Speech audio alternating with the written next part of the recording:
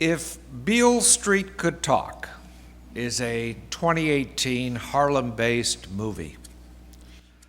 A young couple's life is shattered in this film, a film based on a 1974 book by James Baldwin. A husband responded when a sexual aggressor hit on his wife, was sent to jail by a prejudicial cop. Please take a look at this 7-second clip from its trailer. We've known Bonnie all his life. He's about to pay for something he didn't do.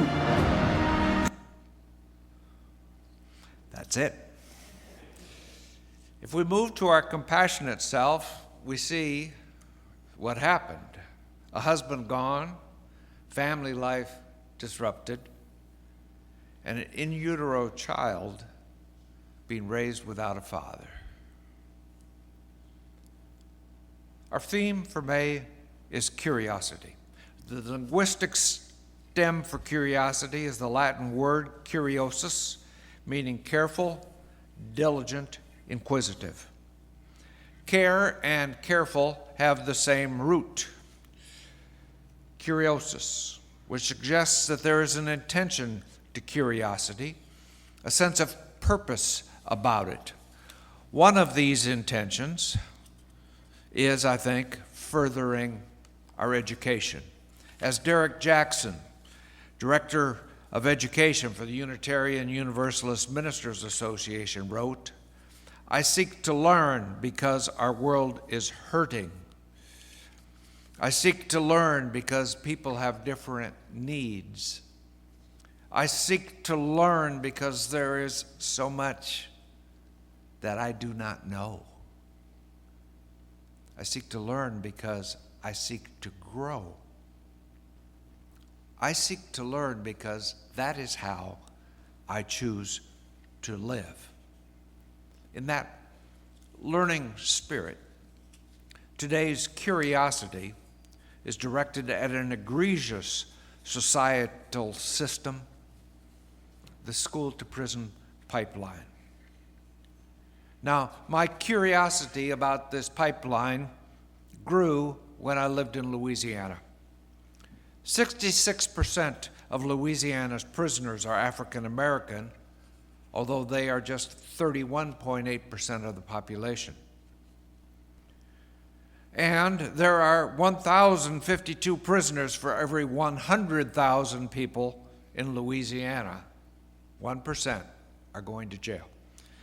Washington imprisons less than half that number, 480 per 100,000. So I have a few stories for you about experiences in our household that relate to the difficulties with imprisonment. 50 years ago, back in 1969, Shirley moved to Baton Rouge as a VISTA volunteer. Soon thereafter, 3 African-American organizers, young men who started a school lunch program, and registered voters were charged with attempting to murder the mayor. One of them had just followed along while an informant led a conversation, and that informant taped the visit they had. 2 indigenous VISTA workers spent several months in jail. Their charges were dropped when VISTA hired a Washington, D.C. attorney. The third, who is not in VISTA, is still in prison. 50 years after a brief visit with an informant, former military person, someone who was facing charges or would be set free.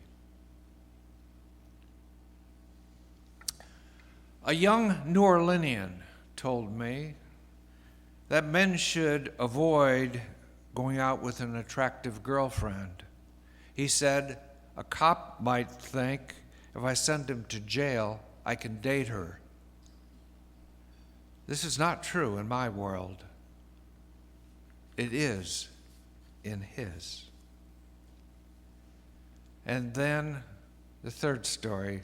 During a check-in at a UU social justice meeting in New Orleans, grandmother said, "I have a concern that is not shared by any of you here.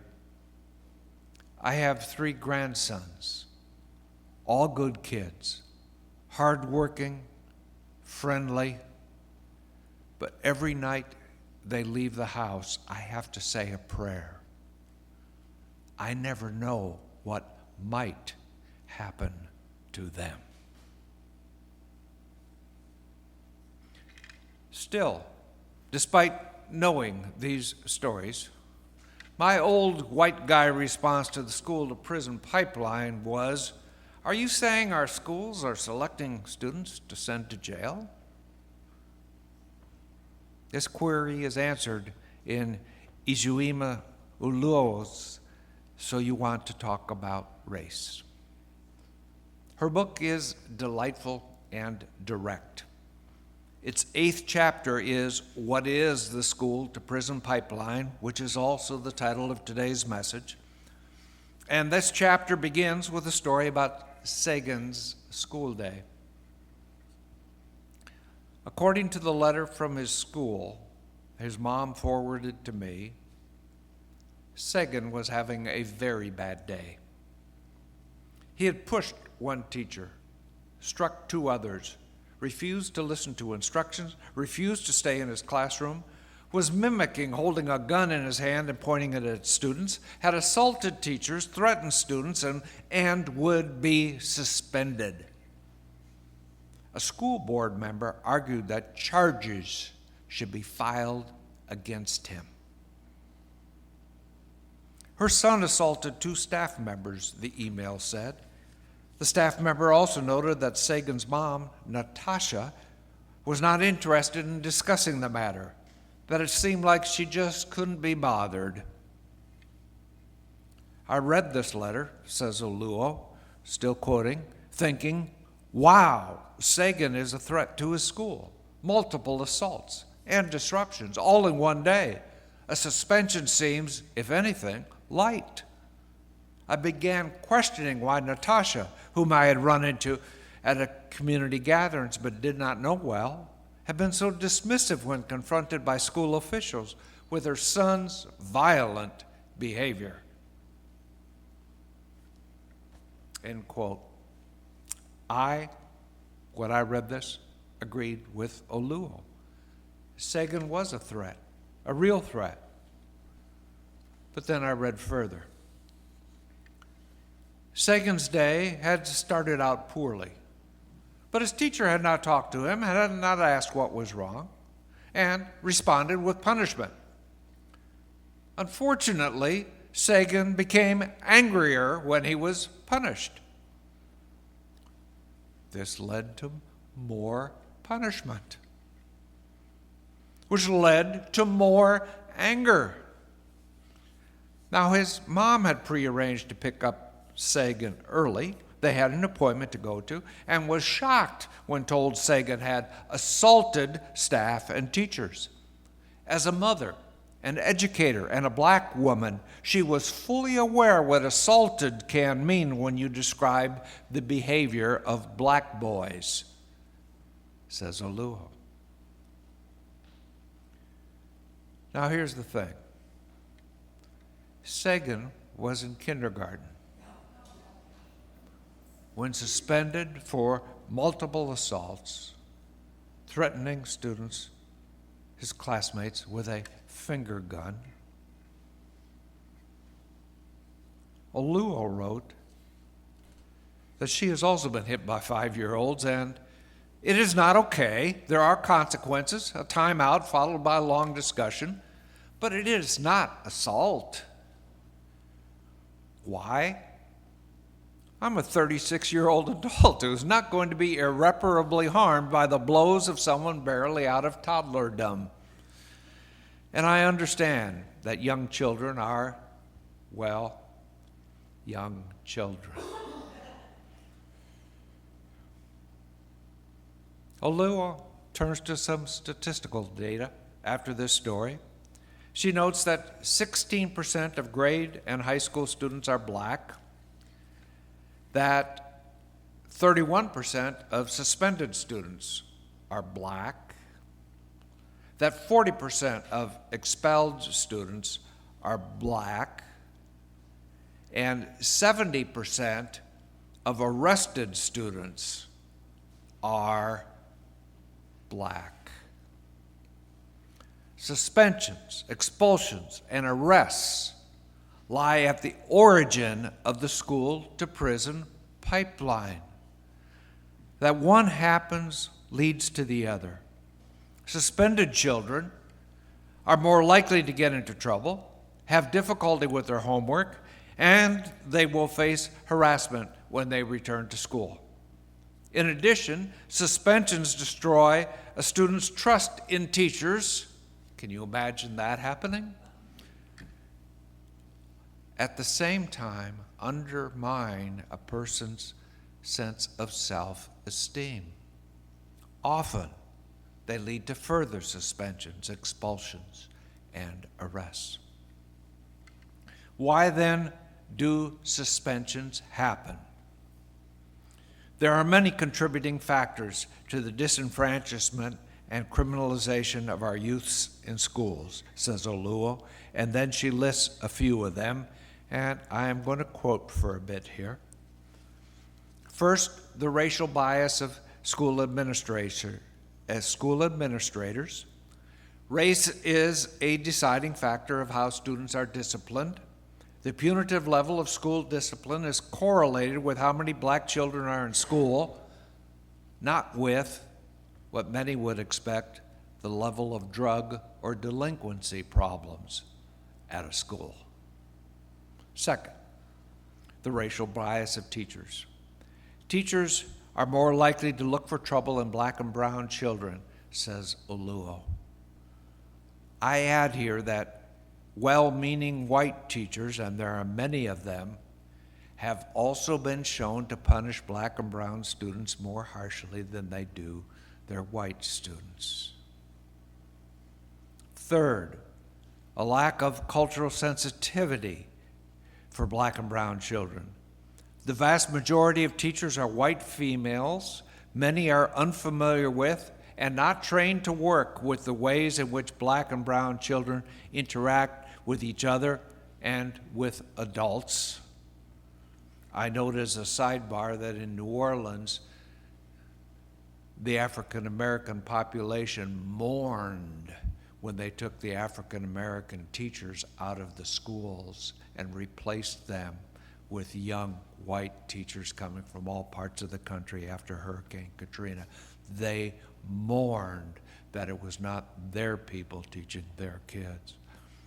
Fourth, a pathologizing of black children.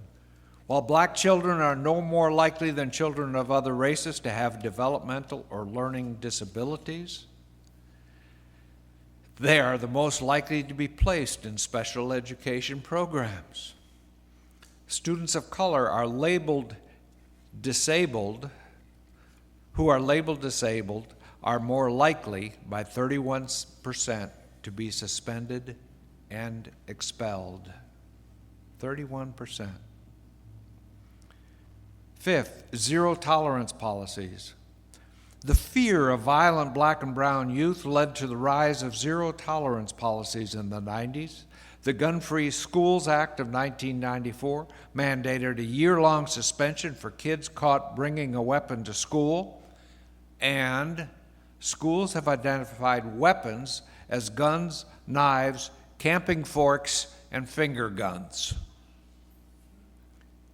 Sixth, an increased police presence in schools. Along with these zero tolerance policies came a rising number of police officers, known as school resource officers, SROs, in schools. Imagine this. Schools with SROs have nearly 5 times the in-school arrests of schools without SROs. I add that there are more SROs in inner city schools than elsewhere. Also, I add that these 6 factors, when taken together, contribute to a system designed as a pipeline from school to prison. A pipeline from school to prison. Prejudice pervades American society. Alua says its origination for most black and brown kids is found in our schools. Is it possible to address this? Possible to affirm the inherent worth of every person, to promote justice, equity, and compassion in this community? Alua, who has 8 suggestions, I quote her on the first 2 only. Include the school-to-prison pipeline in discussions of racial inequality and oppression. In other words, begin at the beginning. Too often, the school-to-prison pipeline is discussed in academic and activist circles, but it is an issue that touches countless children of color and their white friends. It is deeply interconnected with issues discussed often, deeply connected with police brutality, mass incarceration, the wage gap. Second, talk to your students and school boards. Even if you do not have black or brown children, ask your schools what their disciplinary procedures are, the rate of suspension and expulsion for black and Latinx students, the racial achievement gap for their school and what they plan to do about it. This should be a top priority for all schools, but it only will be if we make it an issue they cannot ignore.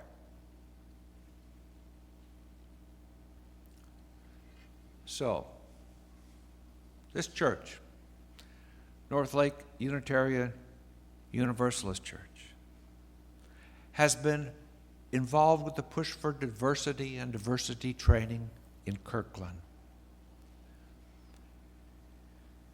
During the week, this sanctuary is filled with people from all corners of the earth.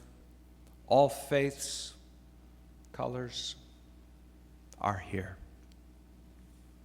But let us wonder here together, have North Lakers taken a similar step with your schools? Is there anyone, perhaps there is, perhaps I do not know, but does anyone attend school board meetings? Could that happen? Could a UU or 2 or 3 or 4, emboldened by our principles, go there to hold your school boards to account? Could you ask and continue to ask, how do you treat the black and brown children in our schools? The school-to-prison pipeline is a challenge throughout American society. It is also present here. Could some focus on the school-to-prison pipeline in Kirkland, the east side? Not only through work at school boards, but also, says Alua, and here I turn to our final 6 and I just list them, to take steps to recognize the achievements of black and brown children, to normalize black and brown children, to challenge language of stereotypes, black and brown kids, to discuss deeper causes of defiant and antisocial behavior in black and brown youth, some of it being the history of what has happened in the past, to don't erase disabled black and brown youth, disabled ones, don't erase them, and challenge the legitimacy of white-centered education. So it was a single chapter in Alua's book that led to this message. The book also contains Alua's reply to any curiosity you might have about discussing race the wrong way, about privilege, about intersectionality, police brutality, affirmative action, the N-word, and more. A discussion of this book will begin tomorrow at 7 p.m. You do not have to read it first. If you do, great. If not, you can still participate. Justice, we know, does not apply itself equally, has not, is not, and may be in greater danger today than for some time. African Americans do not receive justice in the same way as other Americans do. You heard this in the 3 stories from my house, saw it in the brief clip from If Beale Street Could Talk. Sadly, this system of injustice begins at school. Could you address this? Any of you? All of you? Can you push for this change too? May the love in your hearts find love in the hearts of those around you. Namaste.